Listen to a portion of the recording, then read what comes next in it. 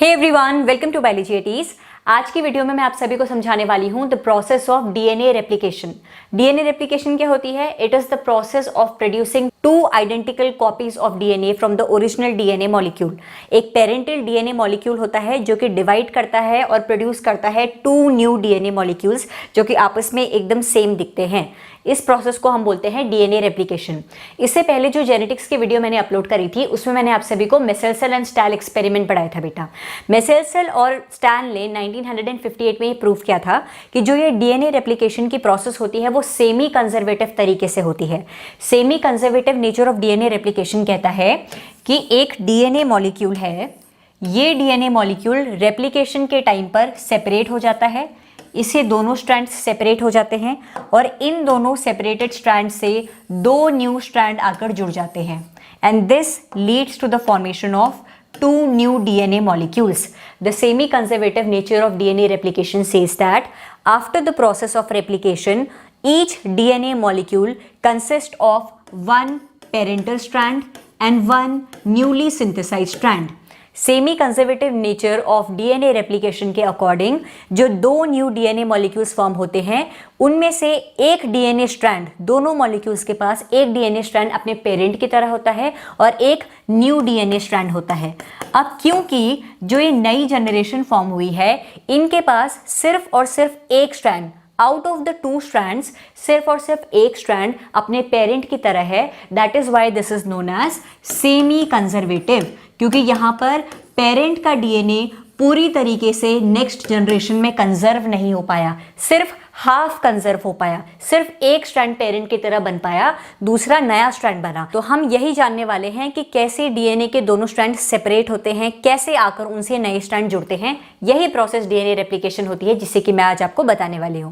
सबसे पहली चीज, डीएनए रेप्लिकेशन के प्रोसेस में कौन कौन से एंजाइम्स यूज होते हैं? There are 4 major enzymes involved in the process of DNA replication. पहला होता है हेलिकेज एंजाइम जिसे कि अनजिपिंग एंजाइम भी कहा जाता है। दूसरा आता है डीएनए पॉलीमरेज जिसे कि बिल्डर एंजाइम भी कहा जाता है।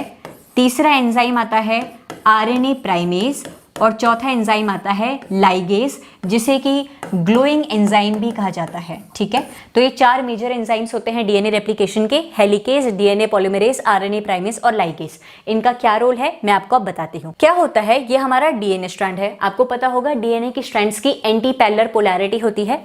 अगर एक strand 5 prime to 3 prime direction में जा रहा है तो दूसरा स्ट्रैंड कैसे जाएगा?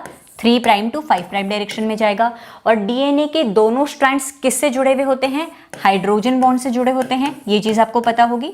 दोनों स्ट्रैंड्स के पास न्यूक्लियोटाइड्स प्रेजेंट होते हैं और न्यूक्लियोटाइड्स हाइड्रोजन बॉन्ड से जुड़े हुए होते हैं। एडेनिन थाइमीन के साथ डबल हाइड्रोजन बॉन्ड से जुड़ा होता है।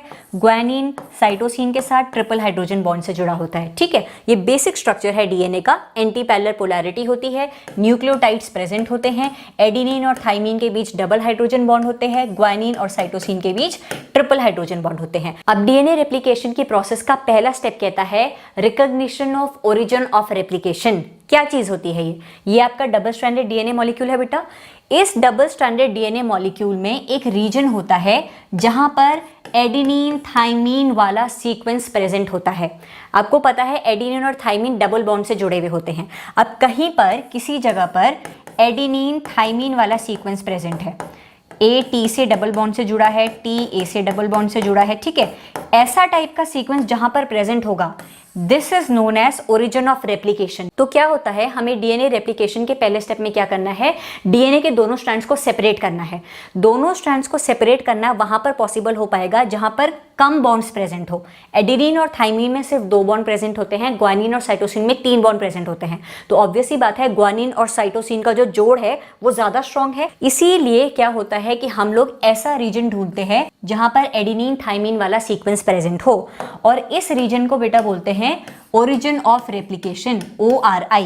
हमारा जो एंजाइम था अनजिपिंग एंजाइम जिसे मैंने कहा हेलिकेज, वो हेलिकेज क्या करता है? ओरिजिन ऑफ रेप्लिकेशन की तलाश में जाता है। हेलिकेज ने ढूंढा कि पूरे डीएनए मॉलिक्यूल में एडेनिन थाइमीन वाला सीक्वेंस कहां पर है। उसे दिख गया ये सीक्वेंस एडेनिन और थाइमीन वाला है।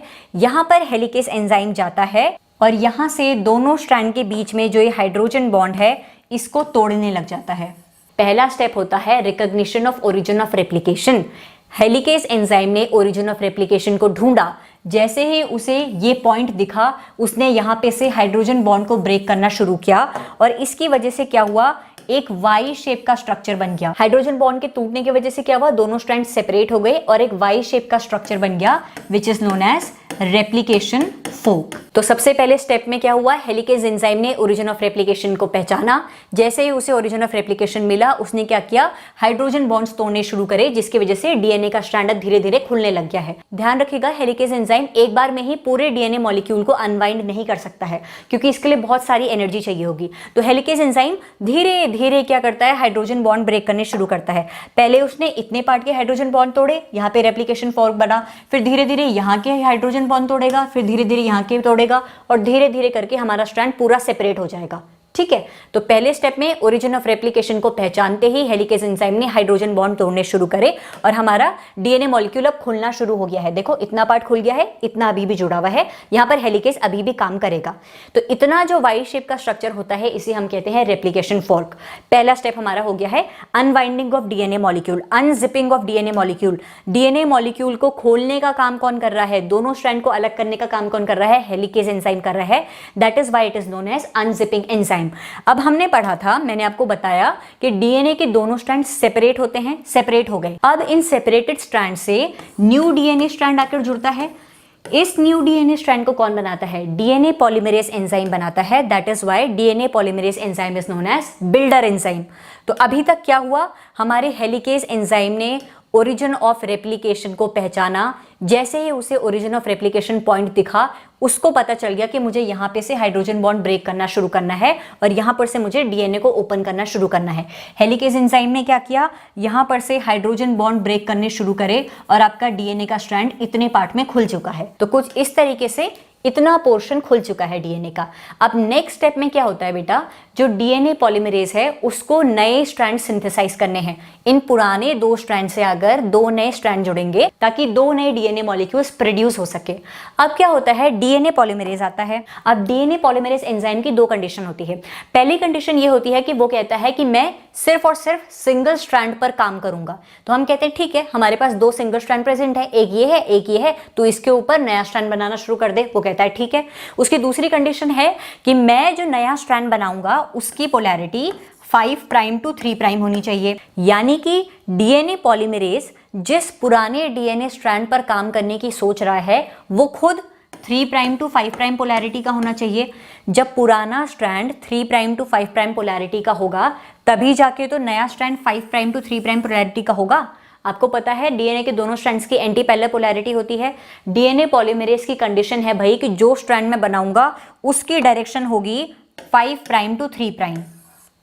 अब नए स्ट्रैंड के डायरेक्शन 5 प्राइम टू 3 प्राइम है, यानी कि पुराने वाले की डायरेक्शन इसके ऑपोजिट होनी चाहिए, 3 प्राइम टू 5 प्राइम होनी चाहिए। इन शॉर्ट डीएनए पॉलीमरेज कहता है मैं उन्हीं स्ट्रैंड पर काम करूंगा जिनकी डायरेक्शन 3 प्राइम टू 5 प्राइम होगी।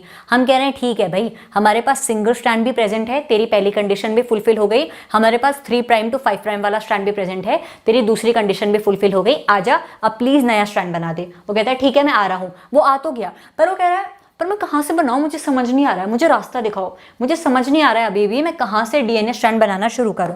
तो इसमें रोल आता है हमारे तीसरे एंजाइम का, दैट इज आरएनए प्राइमेज।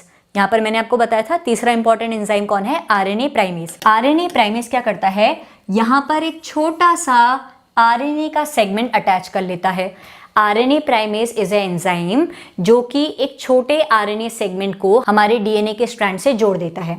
ये आरएनए का जो सेगमेंट होता है this is known as primer. तो आरएनए प्राइमेज ने क्या किया, प्राइमर को अटैच कर दिया हमारे पुराने डीएनए स्ट्रैंड से।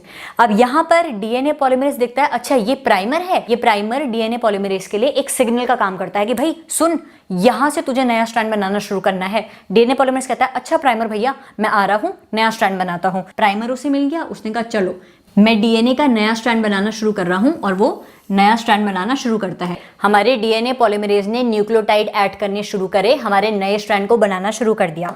डीएनए पॉलीमरेज ने क्या कहा था, जो स्ट्रैंड मैं बनाऊंगा उसकी पोलैरिटी क्या होगी, 5 प्राइम टू 3 प्राइम होगी। सही चल रहे हैं, पुराने वाले स्ट्रैंड की पोलैरिटी 3 प्राइम टू 5 प्राइम है, तो ऑब्वियस सी बात है कि दूसरे स्ट्रैंड की 5 प्राइम टू 3 प्राइम होगी। अब देखो जो ये वाला स्ट्रैंड है ये बिना किसी रुकावट के आराम से बन गया। ये स्ट्रैंड जो कि बिना किसी रुकावट के इजीली बन जाता है, इस स्ट्रैंड को हम बोलते हैं लीडिंग स्ट्रैंड। दूसरे वाले पर आते हैं। दूसरे वाले स्ट्रैंड पर भी हमें क्या करना है, एक और नया डीएनए स्ट्रैंड अटैच करना है। डीएनए पॉलीमरेज की पहली रिक्वायरमेंट थी कि मैं सिंगल स्ट्रैंड पर वर्क करूंगा, ठीक है भाई ये सिंगल स्ट्रैंड है। दूसरी रिक्वायरमेंट थी कि मैं जो पुराना डीएनए स्ट्रैंड है उसकी पोलैरिटी 3 प्राइम टू 5 प्राइम होनी चाहिए, तभी मैं उस पर एक्ट करूंगा, ताकि जो मैं डीएनए बनाऊं उसकी पोलैरिटी 5 प्राइम टू 3 प्राइम जाए। तो हम कहेंगे ठीक है भाई इस वाले डीएनए स्ट्रैंड में 3 प्राइम टू 5 प्राइम पोलैरिटी इस डायरेक्शन में जा रही है, तो तू ऐसा कर, इस डायरेक्शन में डीएनए स्ट्रैंड बनाना शुरू कर। डीएनए पॉलीमरेज कहता है ठीक है। प्राइमेज एंजाइम कहता है चलो मैंने प्राइमर ऐड कर दिया है, डीएनए पॉलीमरेज तुम स्ट्रैंड बना दो। तो उसने क्या किया, 5 प्राइम टू 3 प्राइम डायरेक्शन में एक नया डीएनए स्ट्रैंड बना दिया। इतना स्ट्रैंड बन गया था, तब तक हेलिकेज एंजाइम ने बाकी का स्ट्रैंड खोलना भी शुरू किया। हमारा जो डीएनए का स्ट्रैंड है सिर्फ इतना थोड़ी ना है, पीछे और भी तो खुल रहा है। जैसे जैसे स्ट्रैंड पीछे खुलता चला जा रहा है, इस वाली तरफ तो DNA polymerase 5 prime to 3 prime direction में इजीली स्ट्रैंड बना रहा है, लेकिन इस वाली कंडीशन में क्या हो रहा है, नया स्ट्रैंड नीचे की तरफ बन रहा है। देखो इस वाले स्ट्रैंड में डीएनए पॉलीमरेज नया स्ट्रैंड इस तरफ बना रहा है, वो पीछे मुड़कर देखता है तो हेलिकेज ने क्या किया, हेलिकेज ने बाकी सारा डीएनए मॉलिक्यूल भी खोल दिया। अब डीएनए पॉलीमरेज कहता है यार यहाँ पर तो मैंने नया स्ट्रैंड बना दिया है, लेकिन यहाँ पर जो हाइड्रोजन बॉन्ड ब्रेक हो चुके हैं वहां पर मैं कैसे डीएनए स्ट्रैंड बनाऊंगा, मैं तो आगे बढ़ चुका हूं। तो प्राइमेज कहता है कोई बात नहीं, मैं ऐसा करता हूं यहाँ पर प्राइमर ऐड कर देता हूं भाई, तो वापस से 5 प्राइम टू 3 प्राइम डायरेक्शन में आके डीएनए स्ट्रैंड बना दे। तो पहली बार में जो ये फ्रेगमेंट बना ये किस डायरेक्शन में बना, 5 प्राइम टू 3 प्राइम में बन गया। ये एक फ्रेगमेंट हमारे पास बन गया है। दूसरा फ्रेगमेंट किस डायरेक्शन में बनेगा, वापस से 5 प्राइम टू 3 प्राइम में बनेगा। फिर क्या हुआ, हेलिकेज एंजाइम ने यहाँ पर भी अनजिपिंग कर ली, ये पोर्शन भी सिंगल स्ट्रैंडेड हो गया। वापस से प्राइमर ऐड हुआ, डीएनए पॉलीमरेज ने एक और फ्रेगमेंट बना दिया, 5 प्राइम टू 3 प्राइम डायरेक्शन में बन गया। अब हमारे पास क्या हो रहा है, खूब सारे डीएनए के छोटे छोटे फ्रेगमेंट्स बन रहे हैं। इन फ्रेगमेंट्स को हम बोलते हैं बेटा ओकाजाकी फ्रेगमेंट्स। एक नया डीएनए स्ट्रैंड बन तो रहा है लेकिन फ्रेगमेंट्स में बन रहा है। इस टूट टूट कर बन रहे डीएनए स्ट्रैंड को हम लैगिंग स्ट्रैंड कहते हैं। अब देखिए हमारे 2 न्यू डीएनए मॉलिक्यूल्स बन चुके हैं, लेकिन इन डीएनए मॉलिक्यूल्स के पास क्या है, जो न्यू स्ट्रैंड्स हैं उनमें आरएनए के सेगमेंट प्रेजेंट है, प्राइमर प्रेजेंट है। तो डीएनए पॉलीमरेज कहता है हमें आरएनए के सेगमेंट नहीं चाहिए, तो डीएनए पॉलीमरेज इस आरएनए को ब्रेक करना शुरू करता है, रिमूव करना शुरू करता है, भाई मुझे तू अपने डीएनए स्ट्रैंड में नहीं चाहिए। तो DNA polymerase starts removing the RNA primer, RNA primer को रिमूव कर देता है और उसकी जगह डीएनए के फ्रेगमेंट्स फिल करने शुरू कर देता है। तो आरएनए प्राइमर को किसने रिप्लेस कर दिया, डीएनए के न्यूक्लियोटाइड्स ने रिप्लेस कर दिया। अब क्या हुआ, हमारे पास बहुत सारे फ्रेगमेंट्स आ गए हैं बेटा। एक फ्रेगमेंट ये है, दूसरा फ्रेगमेंट ये है, तीसरा फ्रेगमेंट ये है। इस वाले स्ट्रैंड्स में बहुत सारे फ्रेगमेंट आए हैं और इन फ्रेगमेंट्स के बीच में छोटे छोटे गैप्स प्रेजेंट है। इन गैप्स को कौन फिल करता है, डीएनए लाइगेज फिल करता है। इसीलिए मैंने कहा था कि डीएनए लाइगेज को ग्लोइंग एंजाइम कहा जाता है। क्या हुआ, जो हमारा लैगिंग स्ट्रैंड था जिसमें ओकाजाकी फ्रेगमेंट्स प्रेजेंट होते हैं, ओकाजाकी फ्रेगमेंट्स को फाइनली कौन जोड़ता है, डीएनए लाइगेज जोड़ता है। कैसे जोड़ता है, इनके बीच में फॉस्फोडाइएस्टर बॉन्ड बनाता है बेटा। फॉस्फोडाइएस्टर बॉन्ड बनाया, सारे फ्रेगमेंट जुड़ गए और हमें अब एक न्यूली सिंथेसाइज्ड डीएनए स्ट्रैंड मिल गया है। This is how DNA replication takes place. Summarise करते हैं, डीएनए रेप्लिकेशन प्रोसेस में 4 एंजाइम्स का मेन रोल होता है। हेलिकेज, जिसे कि अनजिपिंग एंजाइम भी कहा जाता है, जो कि डीएनए के दोनों स्ट्रैंड्स को सेपरेट करता है। दूसरा आता है डीएनए पॉलीमरेज, जो कि सेपरेटेड डीएनए स्ट्रैंड से नए डीएनए स्ट्रैंड जोड़ता है। तीसरा आता है आरएनए प्राइमेज, जो कि सिंगल स्ट्रैंड जो होते हैं, जो पेरेंटल सिंगल स्ट्रैंड है, उन पर प्राइमर आरएनए का एक छोटा सा सेगमेंट ऐड करता है, जिसे कि हम प्राइमर कहते हैं, ताकि डीएनए पॉलीमरेज नया स्ट्रैंड बनाना शुरू कर सके। चौथा एंजाइम डीएनए लाइगेज, जो कि ओकाजाकी फ्रेगमेंट्स को ज्वाइन करता है, ताकि फाइनली हमें एक कंप्लीट डीएनए मॉलिक्यूल मिल सके। तो डीएनए रेप्लिकेशन की ये 6 स्टेप्स होते हैं। पहला step recognition of origin of replication. जो डबल स्टैंडर्ड डीएनए था उसमें हमने ओरिजिन ऑफ रेप्लिकेशन देखा। जैसे ही हेलिकेज एंजाइम को ओरिजिन ऑफ रेप्लिकेशन मिला, उसने हाइड्रोजन बॉन्ड तोड़ने शुरू करे और डीएनए को अनवाइंड करना शुरू किया। डीएनए डीएनए खुल गया है, अनबाइंडिंग ऑफ डीएनए मॉलिक्यूल हो गया है, एक रेप्लिकेशन फोर्क बन चुका है। अब इस खुले हुए डीएनए स्ट्रैंड्स पर आकर कौन वर्क करेगा? डीएनए पॉलीमरेज वर्क करेगा। एक तरफ क्या होगा, एक कंटिन्यूअसली सिंथेसाइज्ड स्ट्रैंड बनेगा जिसे कि हम लीडिंग स्ट्रैंड कह रहे हैं, और दूसरी तरफ छोटे छोटे फ्रेगमेंट्स में, ओकाजाकी फ्रेगमेंट्स के रूप में एक नया डीएनए स्ट्रैंड बनेगा जिसे कि हम कहेंगे लैगिंग स्ट्रैंड। जब दोनों स्ट्रैंड्स बन चुके हैं, हमें आरएनए प्राइमर का कोई काम नहीं है। जहां जहां पर प्राइमर थे वहां पर डीएनए पॉलीमरेज ने प्राइमर को हटा दिया है और उसकी जगह डीएनए के न्यूक्लियोटाइड्स जोड़ दिए हैं। अब ओकाजाकी फ्रेगमेंट्स के बीच में छोटे छोटे गैप्स हैं बेटा, इन गैप्स को फिल करने के लिए डीएनए लाइगेस आता है और डीएनए लाइगेस फॉस्फोडाइएस्टर बॉन्ड के थ्रू इन सारे ओकाजाकी फ्रेगमेंट्स को जोड़ देता है ताकि फाइनली हमारे पास 2 डीएनए मॉलिक्यूल्स बन सके। इस बीच क्या होता है, इस बीच एक और चीज होती है, नए स्ट्रैंड को बनाने का काम किसका है? डीएनए पॉलीमरेज का है। तो नया स्ट्रैंड बनाते हुए डीएनए पॉलीमरेज चेक भी करता रहता है कि जो स्ट्रैंड मैं बना रहा हूं सही से बना रहा हूं या फिर नहीं बना रहा हूं, न्यूक्लियोटाइड सही से जोड़ रहा हूं या फिर नहीं जोड़ रहा हूं। इस प्रोसेस को कहते हैं proof reading and DNA repair. DNA polymerase check करता रहता है कि डीएनए रेप्लिकेशन की प्रोसेस में मैं जो नए स्ट्रैंड बना रहा हूं वो सही से बना रहा हूं या फिर नहीं बना रहा हूं। अगर कहीं पर भी करेक्शन की जरूरत है तो वो करेक्शन भी करता है। This step is called proof reading and DNA repair. और फाइनली क्या होता है, आपकी 2 न्यू डीएनए मॉलिक्यूल्स बन जाते हैं which are identical to each other. तो this is the process of DNA replication which takes place in cytoplasm in case of prokaryotes, और यूकैरियोट्स में ये प्रोसेस न्यूक्लियस में होती है। और एक और चीज है, जो प्रोकैरियोटिक ऑर्गेनिजम्स होते हैं बेटा, उनके पास सिर्फ एक ओरिजिन ऑफ रेप्लिकेशन होता है, लेकिन यूकैरियोटिक ऑर्गेनिजम्स के पास मल्टीपल ओरिजिन ऑफ रेप्लिकेशंस होते हैं। इनके पास बहुत सारे ओरिजिन ऑफ रेप्लिकेशंस होते हैं, लेकिन प्रोकैरियोट्स के पास सिर्फ और सिर्फ एक ओरिजिन ऑफ रेप्लिकेशन होता है। तो ये है आपकी process of DNA replication. I hope आप लोगों को समझ आई होगी। आज 10th मई को मैं आपकी नीट प्रेपरेशन के लिए क्लास 11 के ह्यूमन फिजियोलॉजी यूनिट से लोकोमोशन एंड मूवमेंट की फ्री क्विज अनअकैडमी पर ले रही हूँ।